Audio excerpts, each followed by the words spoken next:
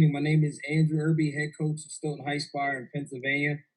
This will be my 8th year as head coach at Still High. I was a defensive coordinator for 12 years, and most recently I was offensive coordinator for 2 years. So I've had experience on both sides of the ball.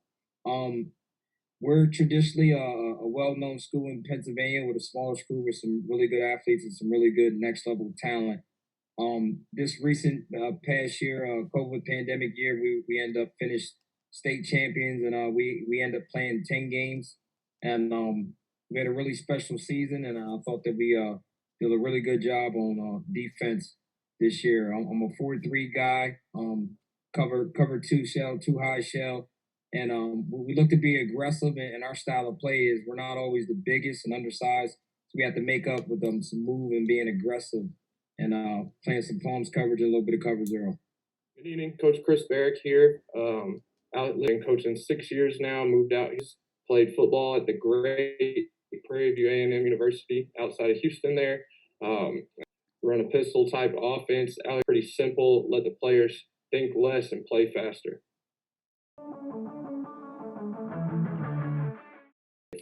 So first play here, we got a trips to the right side, our tight end on the ball. Like running out of trip gives a lot more better looks for numbers in the box. Also, first play of the game, a nice run play, get the offensive line feeling good, get the quarterback feeling into the game a little bit. So we just got a simple duo play away from the trip side. We got 2 doubles at the point of attack. I love running duo as opposed to inside zone sometimes. Less reading for the quarterback to do it to start the game off. And again, it's a nice simple play. The linemen are just blocking the hat on a hat, basically. We got a 6-man box. We got 6 guys to block.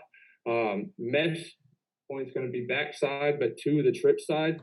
So we got a hat for a hat. Running back's going to aim at the center's right leg right here, the backside leg of the center, and then the quarterback carry his fake out and let the running back make his own cut after he breaks the line of scrimmage. Good. To our trip set commonly early in the game. First thing we want to do is be aggressive. So my weak side Sam linebacker, we want to fire him B gap and get some movement up front with our nose pinching down the A C gap. Front side coverage with the trips, the combo coverage where we'll man the number 1 receiver, and we'll basically play cover 3 behind that, almost in the cloud coverage where cover 3 look. And but the biggest thing with that said is firing that Sam linebacker weak in the B gap to cause a little bit of chaos to try to get some movement up front. Head up with our tight end to keep the tight end from going down on the down blocks. Mike linebacker will be A and B gap scraping over the top. But the biggest thing is attacking the weak side B gap, trying to hit a run through early in the game with 3-on-2 backside.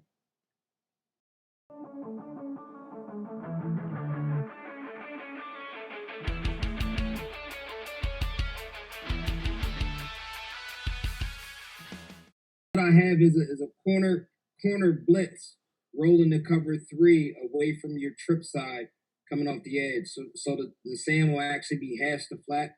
The free safety will roll down, and our roller, which is our strong safety, will roll back, and the corner will bail. The front side will be hash to flat, and the Mike will push towards the number 3 receiver, which is your Y. And that's just a little way to create some pressure off the edge from corner blitz. So 2nd and 12 here. We're on the positive side of the field, so I'm expecting them to drop into coverage and not try and give up a big touchdown here on a 2nd and long. So we're starting with Trey Wright. Our tight end's off the ball now. We're in motion the slot over across the field, and we're going to snap it when he gets to the tackle. So we're simulating jet sweep there. Again, in Florida, it's all about speed. So at some point in the game, we've ran jet. We've established that on film. So often our defenses have to respect it. Then we'll get all the linebackers either bumping or the safeties rolling, depending on what that defensive coach likes to do. Quarterback takes 3 steps back after his fake and hits his outside receiver on the right coming back on a tunnel screen. We have the tight end coming flat down the line to attack that corner. That's probably going to be, again, rolling into coverage is what we're expecting. Got the tackle releasing for that will linebacker, depending on where he goes, and the guard's going to release and get the next color out. And hopefully, again, it's 2nd and 12. We're hoping for positive yards to make it a 3rd and manageable when we get in red zone.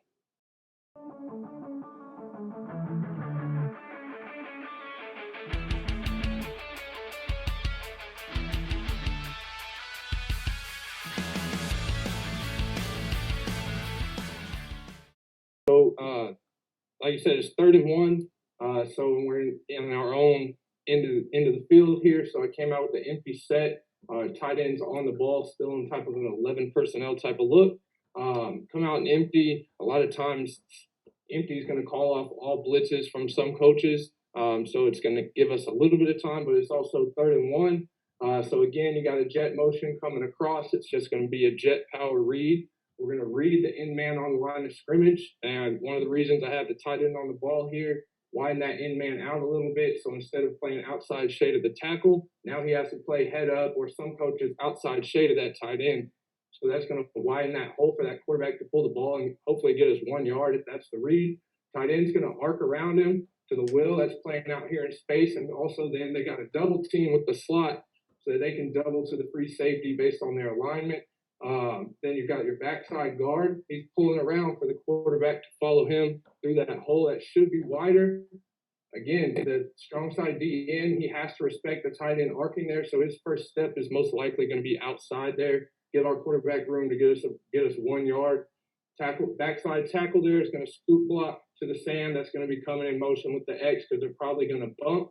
The only thing that's going to stop him from doing that is if some coaches coach motion away, that Sam comes and walks down and then comes off that edge, then we're just going to stay on the backside end. And if the Sam makes a play, that's a great athlete. Good for him. Pre-snap traditionally, reason especially with our division, heavy tight end out of empty. We want to get some movement, and us being undersized, we want to get some movement up front and try to get a jump, being this 3rd and 1. So the situation calls for a slant towards the tight end. We're going to send our weak side Sam off the edge. D gap, C gap is going to slam down inside the B gap. So we want to get some movement in a heavy slant going towards the tight end. Reasoning being looking for some type of quarterback run or motion or power read game inside. Biggest thing behind that is if we do see anything in the past, more of a palms coverage, reading our number 2 receiver. So we almost treat that any motion to the backfield almost like a true double set instead of an empty. So heavy slant towards the motion with the Sam linebacker coming off the edge and C gap and maybe attack that.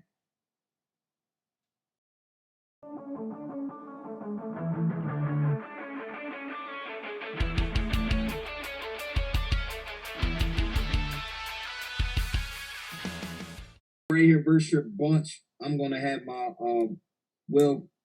my outside backer pressure wide, but also here I want to bring my Mike and my Sam to B gaps to create some immediate pressure.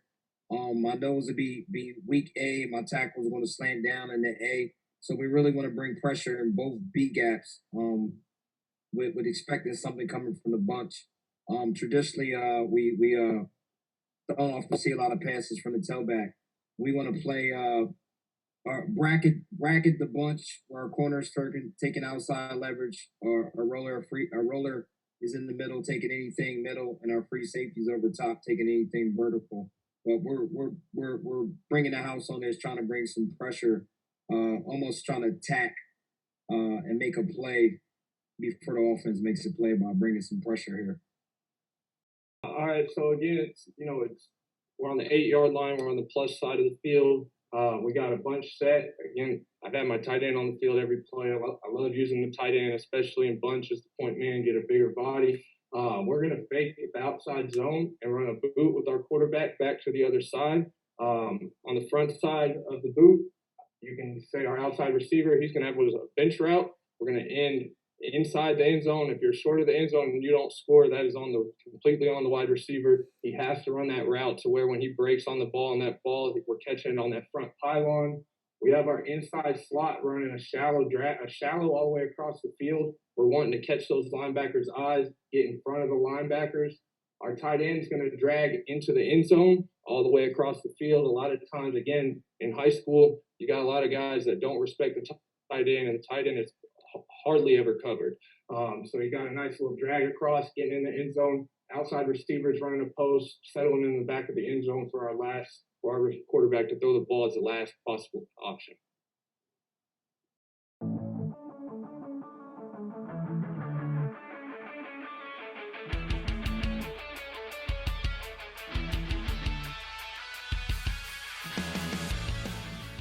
All right, guys. Love shooting this video here, talking some football. Just wanted to say some things to some coaches out there. Everyone's seen that video go viral recently of that little league kids hitting each other and smacking each other. We as coaches got to do a better job on all levels, coaching and teaching kids to be safe, but not only just not doing things for the internet, doing things that's going to make our kids better. Spending time teaching them techniques, spending time teaching them the fundamentals, so that when we go out and play, we're not continuing to say the game's getting soft because of the rules that are being changed. Because the rules that are being changed are being changed for the dummies that are out there coaching away like that at the Little League. Because we got rules because someone did something stupid normally. They're not rules for the people that are doing things right. Other than that, Good, Coach Erby here. Thank you for the opportunity to have some chalkboard. I think it's always good to learn and and see some other philosophies from other coaches, and it's also a bit challenging just to you're the fly of the moment to continue to learn and be able to make these decisions. Ultimately, our motto at Stilton High Spire is for the room, so we kind of speak about being for the classroom, being for the team, and being for the community. So and there's always great opportunities to grow as leaders in our communities, and we just want to keep doing the right things and continue to learn. And I think these are great opportunities for coaches to be involved in all levels, to learn from other coaches, to communicate. And I met some good guys tonight, and I appreciate the opportunity.